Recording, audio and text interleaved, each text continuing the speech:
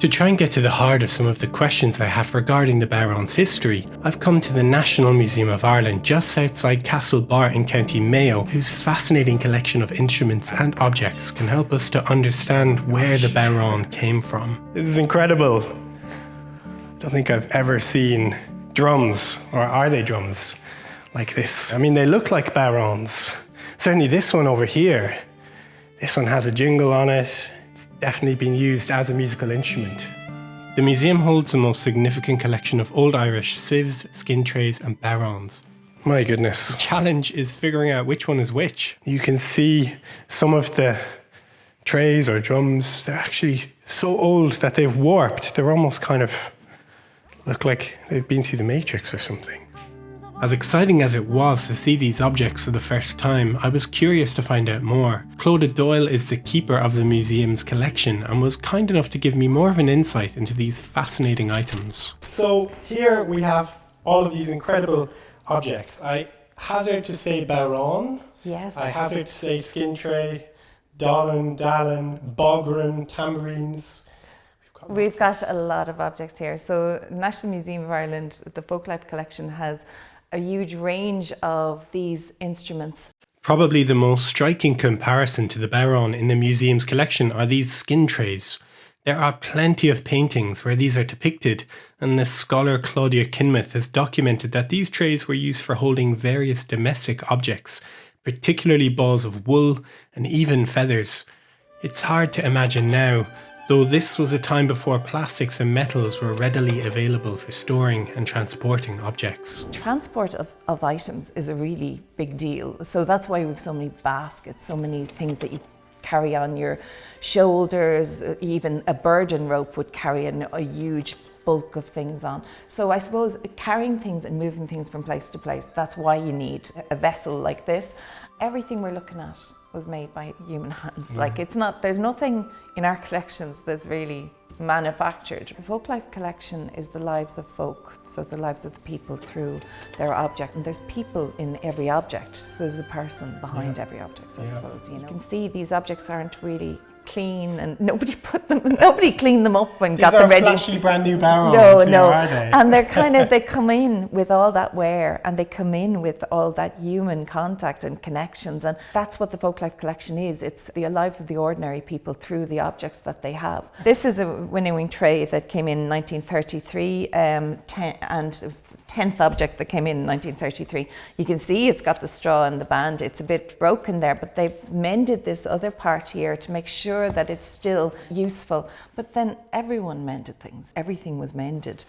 And if we're going back to reusing and recycle now, they were doing it out of necessity. There was nothing else. You wouldn't waste a piece of leather. And you have to do something with everything. You reuse everything. It's lovely to see these ancient objects and how they've been reused and repurposed. And it almost feels like today we've come full circle in our attitudes towards recycling. So Clodagh, this one looks like it's been repaired. It's got tape and bits of nails. Oh, sure.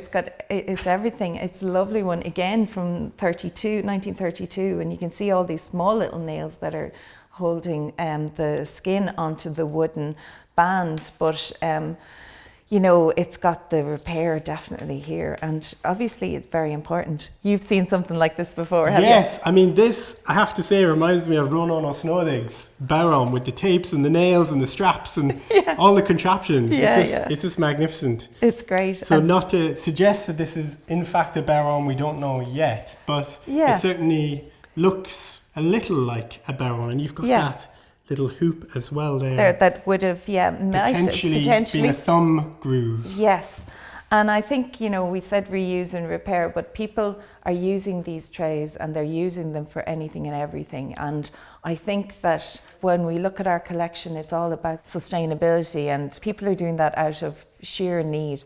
Life was difficult in Ireland at the turn of the 20th century, with poverty being widespread across the island. The precursor to this was one of the great tragedies in the story of Ireland, the Great Famine. Between 1845 and 1852, at least 1.5 million died of starvation, disease, or execution by the British who had colonised Ireland since the early 17th century. The famine became a turning point in the story of Ireland. It represented the pinnacle of cruelty and exploitation over the previous 250 years and led to a growing nationalistic movement in Ireland for independence, which culminated in 1922 with the creation of the Irish Free State. So, Clodagh, a lot of these objects come from the end of the 19th century and early 20th century. Now, this was in many ways a very dark period in Irish history. And how does that affect your work here at the National Museum in terms of collecting some of those stories behind the objects? I think that's definitely tied in with our identity, and Folklife collection really starts at the time when the Irish Folklore Commission is in the 1930s. We're identifying as the new state, our cultural identity, and we want to assert that, and collecting our folklore is very important because the bearers of the tradition are gone. When the folklore collectors went out, they also decided we should get the objects into the museum. So the museum collection starts in earnest. And thank goodness it did, because it's from this period where we start to see some of the earliest concrete evidence of drumming in Irish music. So this one, I believe, is listed as dating from 1930, which is interesting because this doesn't look like one of the other skin trays on the table. This one very much looks very like much an instrument. An instrument. Yes, definitely. Whether we call it a bodhrán or a tambourine, yeah. you know, is to be decided. An early example of a drum being played in Ireland is for the ritual of the wren hunt, traditionally celebrated on St. Stephen's Day, the day after Christmas. It's thought that this ritual is rooted in pre-Christian times, and variations of the tradition exist in Celtic and Norse folklore. The tradition goes where wren boys gather to dress up, sing, dance, drum, and tell jokes whilst mumming, the practice of going from house to house to entertain in exchange for some snacks or a penny. We have these wonderful photographs and even a short video of the drum being played in a way that is stylistically relevant from 1946 by Cuiphán O'Danaher. Looking at this table, Clodagh, we see this drum here, which listed as being from 1930, looking very much like a tambourine. And then you look at some of the more tray-like skin trays. I mean, would it be possible that for the wren hunt, these skin trays would have been drawn down and used as a drum, and that as its own kind of culture, as its own phenomena, in parallel to the tambourine being something much more likely to have been imported? With all of these traditions of going from house to house, it usually falls on the younger kids, and you're not going to give the best things out to them. Like, I think you probably would pick up a kind of a tray that is made out of leather and say you can bang away at that, like when you're going down the road, as opposed to like a tin can or, you know, something like that. Anything to make some sort of noise and a din, you know. Of course, this is speculation given the small amount of documented evidence on any of these age-old practices. Moreover, there's a sense of mystery about many of the items submitted to the museum's collection. When you take in an object, you take that folk connection and what they said. Now, it mightn't be exactly, but that's the way they were talking about it. And having looked through the school's collection, the time that people used the word bodhrán, it wasn't really as a musical instrument at all. It was always about bower and deafness. A lot of people just associated the bodhrán as a word for someone who was deaf, or a winnowing tray. When we look at all the objects in our collection, and if you open the presses there, you'll definitely see a lot of the connections between the winnowing tray and also sieves. And so sieves and bodhráns seem to be in the same place in agriculture. And then we have very obvious ones that have come in as musical instruments, and they're in our music collection where they've come in. People have said, we use this to play music. So you're telling me you have more instruments and objects? Yes, Maybe we have. We could go and have a look at those. Would that be all right? That would be amazing. Yeah, fantastic. No problem. Let's do no it. problem. So come on in. Oh my gosh. Clodagh, there's so many cupboards. How do you know where everything is kept? We have a very good registration service in the museum, and we've documentation. But every press has a number, every shelf has a number, and every object has a number. And then we've an amazing, a very complicated computerized system that actually connects all those things up. So if you're looking for something.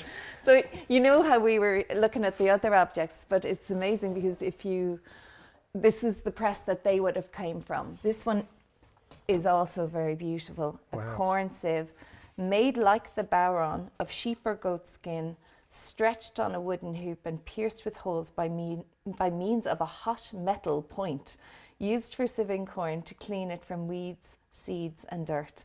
It's from Derryconnor, County Donegal, 1950. It came into the museum, and it shows that's mending and repair, and you can see how it's just really beautiful. And Claudia, you can really see, like, looking at some of these sieves and these objects, you can see why people have made a connection between the bodhrán as a musical instrument and these sieves. Now, of course, the history we're going to get into a little bit later, but I mean, you can see why people made the connection between the two. Definitely, I suppose. And also, I think, you know, whether or not these objects come in and what they're called is usually what they've been described by the donor or the person who made it or the person whose home it came from.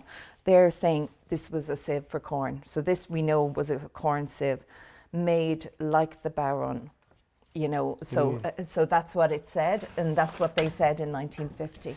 So Claudia, these are absolutely magnificent, but do you have even more? We do. We have more, and you know, this is the section that's associated more with the agriculture section, but we have more in the music section. So I'll bring you to the music, ones that have come in and are known to be bodhráns. Like, Awesome. you know. Sounds good. To take me through the next round of objects to inspect, I met with Fintan Vallely, a hugely respected and award-winning musician, writer and researcher on traditional Irish music. He has a special interest in the bodhrán, having conducted extensive research on the drum's origin, particularly the instruments and objects in the National Museum's collection.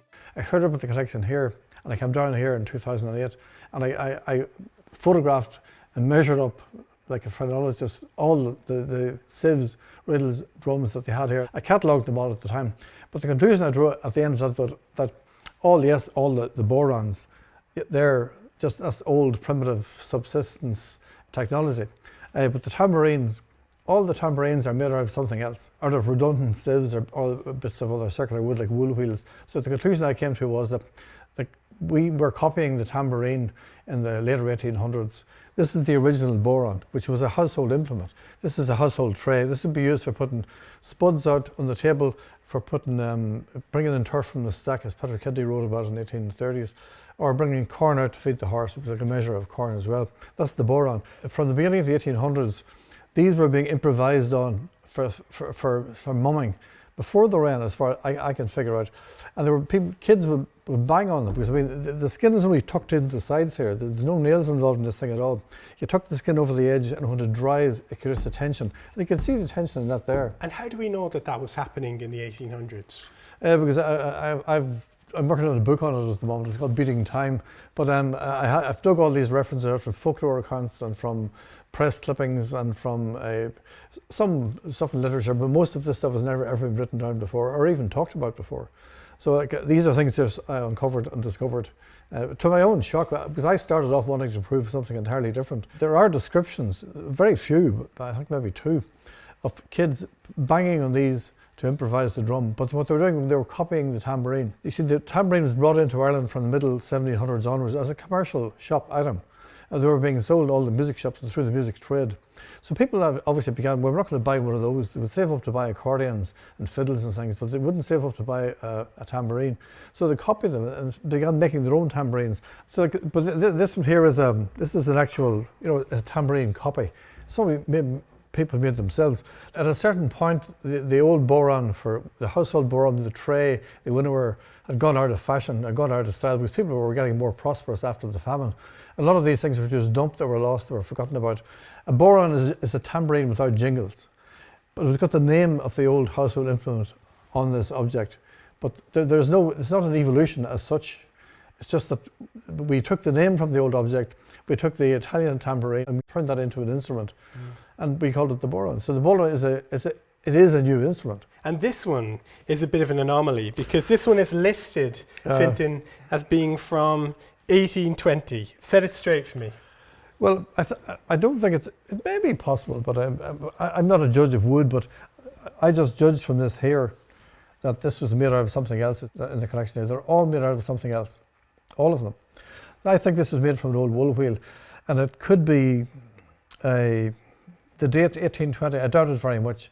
1820, that's a long, long, long way back. Do we need to get some carbon dating on this? I don't know how you date things like this, but like, you know, maybe the original wood might be from that. It's doubtful. But even if this drum is from 1820, if the frame is from 1820, the skin certainly isn't, because it wouldn't have lasted that long. So the court is out on 1820 for this drum. It's unlikely. Looking at it, observation based on your expertise, it's unlikely. But in the middle of the 19th century, 1833, Daniel McLeish, an artist from Cork, Anglo-Irish artist from Cork, and he painted Snap Apple Night. In this painting, we see a person playing a tambourine, an instrument, a bodhrán. It's a tambourine. It's a tambourine. It is. It's a tambourine with jingles, and they're very, very distinctive. In fact, I got James O'Kane, the bodhrán maker, to make an exact copy of that. I got a high-resolution print of that painting, and James made one exactly the same. The question is, maybe Daniel McLeish glamorized his painting, but he was painting, that painting went on display the following year, and he got a good price for it. So all European painters, they were all painting tambourine players. So it may be that McLeish put a tambourine in the wee fella's hands.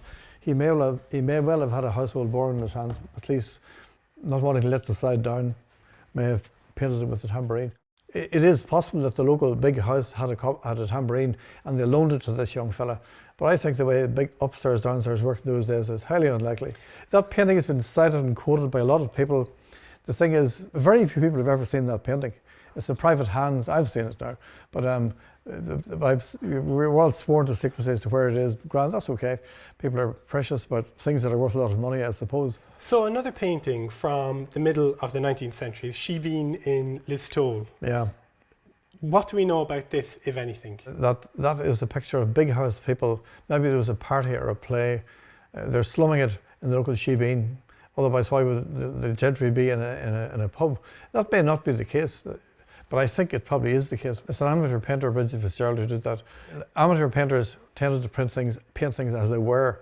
Professional painters could construct their own realities all the time. That's why Daniel McLeish may well have been liberal with his tambourine depiction.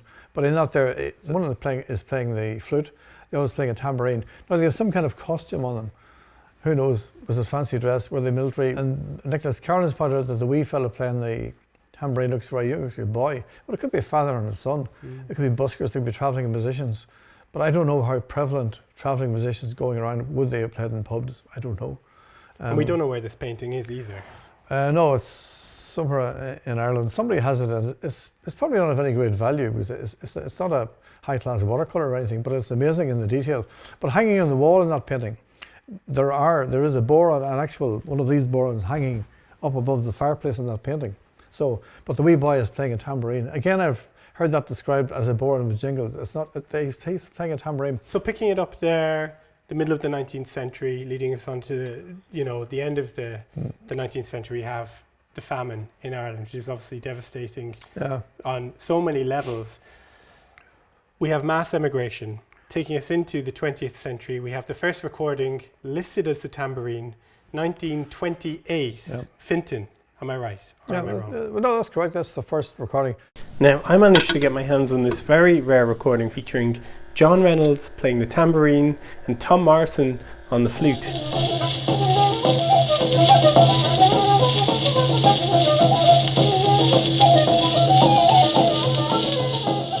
Now, this recording was made in New York City, and it just tells us really, how important the diaspora was in terms of the development of traditional Irish music and the bodhrán.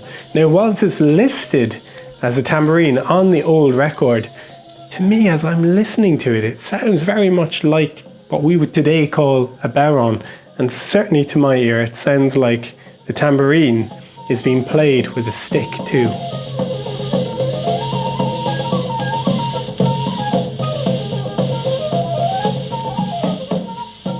Jingles in the background of that recording, and it's listed as Irish flute and tambourine. And there are about 5 recordings altogether, and they all say tambourine. They all call it tambourine. But the performance practice of this recording, from what we can hear, it sounds like it's being played like a bodhrán, as we would sort of. Well, it's a tambourine, but like the tambourine and the bar, they're both vertical drums, so you have to play them either with your finger. The tambourine was always played with the hand. And that was the old way of playing in Kerry up until the 1960s. And it's also the way of playing in Sligo, up in Connacht, up until and Mayo, North Mayo, up until the 1960s as well. So, but you can also play with a stick, which is a fashion probably came from drumsticks. And like there's a reference to Connie Meath to somebody playing it with a stick, I think back in the later 1800s. So it's a stick would be a fairly logical thing, but it's people in West Limerick say that it started there. People in North Kerry say it started there. But either way, it's something which came in later. But it was always played with a hand, and all those old makers, they all played it with their hand. Even the picture of Charlie Byrne, the famous maker, you see him standing there playing it with his hand as well. So. And to this day, Christy Moore always still, It's still very much part of the performance practice. Well, people regarded that as being the authentic way of playing the tambourine, or later the bodhrán, but it was the tambourine in those days. And it's worth saying as well, we have instruments not dissimilar to this one, that mosaics of these that have dated back to Pompeii, 79 AD, I think Pompeii erupted. We have drums very similar to this, Southern Italian tamora from Campania. That's right, yeah. The tamuriata, drums just like this. So this in essence, you know, this drum, there's really hard evidence of this going way back 2,000 years. And there is no shortage of tambourines in various shapes and sizes subsequently appearing throughout the centuries in European visual arts.